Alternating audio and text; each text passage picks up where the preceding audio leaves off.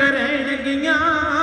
ਸੂਰਜ ਚੰਨ ਦੀਆਂ ਕਿਰਨਾਂ ਜਦ ਤੱਕ ਰਹਿਣਗੀਆਂ। ਪੰਥ ਤੇਰੇ ਦੀਆਂ ਗੂੰਜਾਂ ਜੁਗ ਜੁਗ ਪੈਣਗੀਆਂ। ਪੰਥ ਤੇਰੇ ਦੀਆਂ ਗੂੰਜਾਂ ਜੁਗ ਜੁਗ ਪੈਣਗੀਆਂ।